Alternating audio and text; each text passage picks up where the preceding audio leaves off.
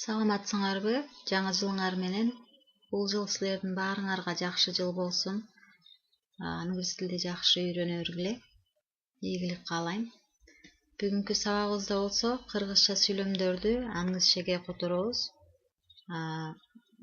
Бул сүйлөмдү которгондон кийин суроолуу сүйлөмгө айландырабыз жана таңгырт сүйлөмгө айландырабыз. Буларды do жана does жардамчы этишинин жардамы менен которобуз. Азыр мен бул кинону жакшы көрөм. Ушул сүйлөм кандай которулат англисчеге? I жакшы көрөм деген эмне? Like. Бул деген эмне? This. Кино, movie. I like this movie деген сүйлөм кыргызчага мен бул кинону жакшы көрөм деп которулат экен. Ал эми мен бул кинону жакшы көрөмбү деп суроого айландырыш үчүн do'ну колдонобуз, жардамчы этишти. Do'ну биринчи жазабыз, андан кийинки калган сүйлөмдүн өзүн кайра жазабыз, Ошондо do I like this movie суроо коебуз, себеби бул суроолуу сүйлөм. Do I like this movie? Мен бул кинону жакшы көрөмбү? Мен бул кинону жакшы көрбөйм болсо, кандай болот? I do not like this movie. Бул жерде like деген жакшы көрөм, I like деген жакшы көрөм, I do not like болсо, мен жакшы көрбөйм болуп калды. Do not деген like'тан алдында келет экен, этиштин алдында. I like жакшы көрөм, I do not жакшы көрбөйм. Тез кыймыл аракетти тескериге өткөрүп калды, do not менен. I do not like this movie. Эгерде do'ну биринчи койсок, анда сүйлөмүбүз суроого айланып калды. Кийинки сүйлөм. Ал бул ырды жакшы көрөт. Ал деген кандай болот англисче? Эркек адам болсо. He жакшы көрөт кандай? Likes. He де этишке эсти кошобуз, like. He like болбойт, He like болсо туура эмес болуп калат. Учур жакта ал жакшы көрөт болсо, эсти кошуп айтабыз. He likes. Бул деген эмне? This. Эмнени? Ырды. Ыр деген эмне? Англисче song. He likes this song. Ал бул ырды жакшы көрөт. Болуп которулат экен.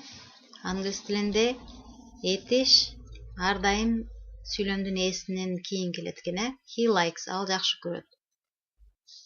Кыргыз тилинде ал деп туруп жакшы көрөт деген аягында келет экен, этиш аягында келет экен. Эми ошо сүйлөмдү суроолуу сүйлөмгө кантип айландырабыз?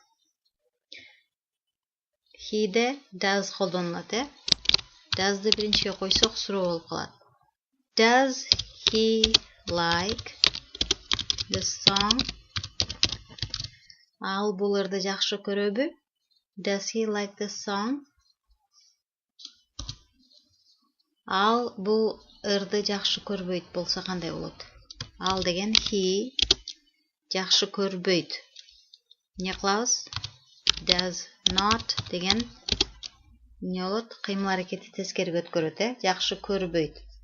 Жакшы көрүү деген like, He does not like. Ал жакшы көрбөйт. Эмнени? Бул ырды. This song. He does not like this song. Ал бул ырды жакшы көрбөйт. Кийинки сүйлөмүбүз. Биз бул тамакты жакшы көрөбүз. Биз деген кандай которулат? We, Жакшы көрөбүз. Like. We like деген биз жакшы көрөбүз болот экен. Бул деген эмне? This. Тамак, food. We like this food. Биз бул тамакты жакшы көрөбүз. Эми Biz bул тамакты жакшы көрөбүзбү десек, кандай болот? Суроого айландырсак. Do менен, do we like this food? Do we like this food? Biz bул тамакты жакшы көрөбүзбү? Суроо болуп калды, Демек, do'ну биринчиге койсок, анан сүйлөмдүн өзүн жазсак, неге суроолууга айланып калды? Do we like this food? Do бул жерде жардамчы этиш. Do деген негизи өзү жасоо, аткаруу деп которулат. А бул жерде суроо, сүйлөмдү суроого айландырган үчүн колдонган үчүн do'ну которбойбуз, Бул которулбайт. Мунун максаты сүйлөмдүн суроо экендигин көрсөтүп жатат. We like this food. Biz бул тамакты жакшы көрөбүзбү? Суроо болуп калды, do менен. Biz бул тамакты жакшы көрбөйбүз болсо, do not'тын жардамы менен таңгычка айландырабыз, We do not like this food. Biz бул тамакты жакшы көрбөйбүз. Do not like деген этиштен мурун келип атат, Do not like. We like болсо биз жакшы көрөбүз болот эле.